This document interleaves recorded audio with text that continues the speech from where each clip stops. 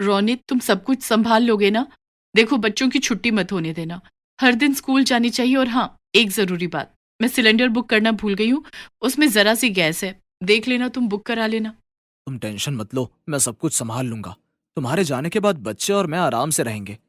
क्यों, मेरे सामने क्या आराम से नहीं रहते हो? मेरे कहने का वो मतलब नहीं था। मैं तो ये कह रहा था कि तुम बगैर किसी टेंशन के आओ। जाकर अपने पापा की तबीयत देखो। हमसे ज्यादा इस समय उन्हें तुम्हारी जरूरत है। बस सिलेंडर का याद से कुछ कर लेना। एक दिन पहले ही विभा के पिताजी का फोन आता है कि उनकी तबीयत बहुत खराब है और वो विभा से मिलना चाहते हैं। अगले हफ्ते से बच्चों के पेपर थे, इसलिए वो बच्चों को साथ लेकर नहीं जाना चाहती थी। रोनित दोपहर वाली ट्रेन में उसे बैठाकर आ जाता है। आकर बच्चों के लिए खाना बनाता है और क्रिकेट का मैच देखने लगता है। बच्चे जब स्कूल से आते हैं तो वो उनको खाना खिलाता है और उसके बाद फिर वो क्रिकेट देखने बैठ जाता है। इस बीच वो सिलेंडर बुक कराना भूल जाता है और रात को। धत तेरे की। विभा ने मुझे कम से कम 10 बार बोला और फिर भी मैं गैस बुक करना भूल गया। बच्चों, अब क्या करें? पापा, गैस का इंतजाम करो। अभी तो हम लोग बाहर से लाकर कुछ खा लेंगे, लेकिन सुबह हमें स्कूल जाना है। तब क्या करेंगे? बड़ा हो गया बेटा, हाँ? बिल्कुल मम्मी जैसी बातें कर रहा है। नहीं नहीं पापा, ऐसी कोई बात नहीं है।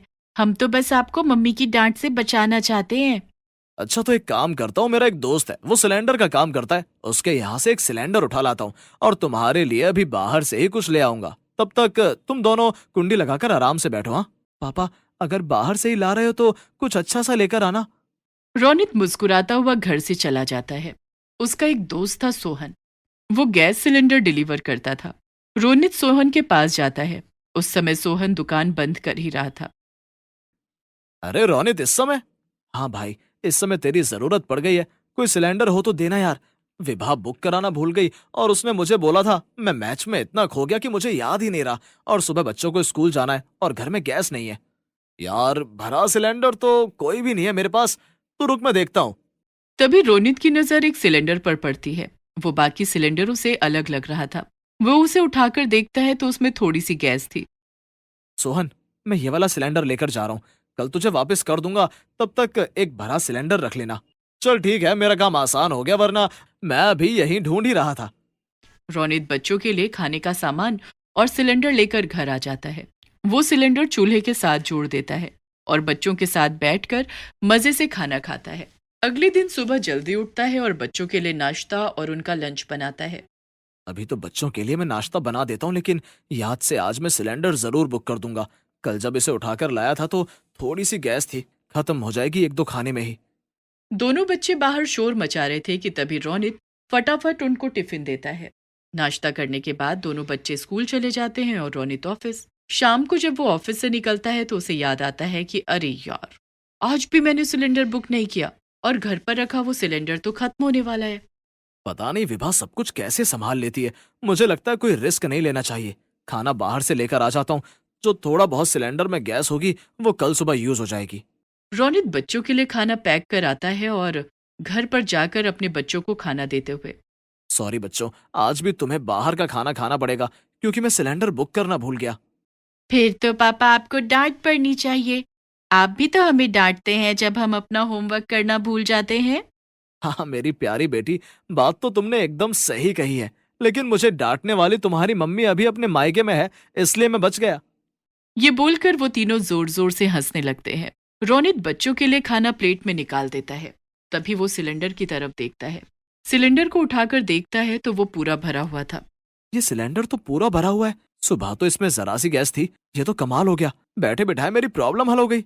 सब लोग खाना खाकर सो जाते हैं। अगले दिन सुबह रोनित खाना बनाता है। अभी भी उसके मन में वहम था। वो फिर से सिलेंडर को उठाकर देखता है तो वो पूरा पूरा भरा हुआ था। उसके बाद वो ऑफिस चला जाता है। शाम को वो आकर फिर सिलेंडर देखता है तो वो अभी भी पूरा भरा हुआ था। क्या पापा, क्या आज भी आप गैस बुक करना भूल गए? नहीं नहीं बेटा, ऐसे तो बिल्कुल भी नहीं है। सिलेंडर तो पूरा भरा हुआ है, मैं तो बस देख रहा था। तभी रोनित के भैया भाभी उनके घर मिलने के लिए आते हैं। तभी बातों बातों में रोनित अपने भैया भाभी को सिलेंडर वाली बात बता देता है। फिर तो तुम्हें खुश होना चाहिए, तुम्हारे पास एक जादुई सिलेंडर आ गया है जिससे गैस खत्म ही नहीं हो सकती। अरे हाँ भाभी, सचमुच में ये तो जादुई सिलेंडर है। देखो ना, अभी भी ये पूरा भरा हुआ है। अच्छा भाभी, एक काम था, वो घर की चाबी ले लो। कल एक बार दोपहर में आकर बच्चों को देख लेना, और मैंने काम वाली को भी उसी समय पर बोला है। एक बार ही आप काम करवा लेना उससे। विभा आ गई तो बहुत नाराज होगी गंदा घर देखकर। हाँ हाँ, क्यों नहीं। भैया भाभी चले जाते हैं। रोनित बच्चों को सुलाने के बाद अपने ऑफिस का थोड़ा सा काम खत्म करने लगता है। सोने से पहले वो फिर अपनी रसोई में जाकर सिलेंडर को चेक करता है। वो अभी भी भरा हुआ था। रोनित खुशी खुशी सोने के लिए चला जाता है। अगले दिन रोहित की भाभी साथ में एक सिलेंडर लेकर आती है और जल्दी से गेट खोलकर वो जादुई सिलेंडर निकालकर अपने घर वाला सिलेंडर वहां लगा देती है और उस जादुई सिलेंडर को अपने घर ले जाती है। ये तुम क्या कर रही हो? ये तो चोरी हुई। तुम तो बस चुप ही करो। तुम्हें पता है ना आजकल गैस के दाम कितने बढ़ गए हैं। अब हमारे पास भी जादुई सिलेंडर होगा तो इसमें से कभी भी गैस खत्म ही नहीं होगी। सोचो हमारे कितने पैसे बचेंगे। वो दोबारा रोनित के घर जाती है और बच्चों के सामने बिल्कुल आराम से बैठकर वो साफ सफाई करवाती है, बच्चों को खाना वाना पूछती है और फिर अपने घर आ जाती है। शाम को जब रोनित घर आता है। और बच्चों, कैसा चल रहा है? लगता है तुम अपनी मम्मी के बिना बोर हो गए हो। तुम्हारी मम्मी का फोन आया था, वो कल शाम को आ रही हैं। सच में पापा, मम्मी आ रही है? उनके बिना घर बिल्कुल भी अच्छा नहीं लग रहा था। हाँ पापा, बिल्कुल भी अच्छा नहीं लग रहा है। पापा बहुत तेज भूख लगी है, कुछ बना दो। ठीक है बच्चों, बस मैं अभी फ्रेश होकर आता हूँ और फिर हम सब मिलकर बढ़िया सा खाना बनाते हैं। रोनित नहाने धोने के बाद रसोई में जाता है। वो सिलेंडर को उठाकर देखता है तो वो आधे से भी कम था। अरे, ये इतना कम कैसे हो गया?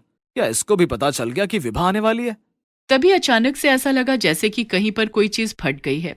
सारे मोहल्ले के लोग बाहर निकलकर देखने लगे। रोनित भी बाहर निकलकर देखता है कि धमाका उसके भैया भाभी के घर पर हुआ है। रोनित वहां जाता है तो देखता है सारा घर काला हो रखा है और उसके भैया भाभी भी पूरी तरह काले होकर खड़े हैं। अरे भैया भाभी, क्या हुआ? मुझसे कुछ मत पूछ, अपनी भाभी से पूछ। कुछ नहीं रोनित, मेरे मन में लालच आ गया था। मैं तेरे घर से सिलेंडर उठाकर ले आई और जैसे ही मैंने अभी गैस चालू करी वो सिलेंडर फट गया। अच्छा, तो इसका मतलब आपने सिलेंडर अदला बदली कर ली।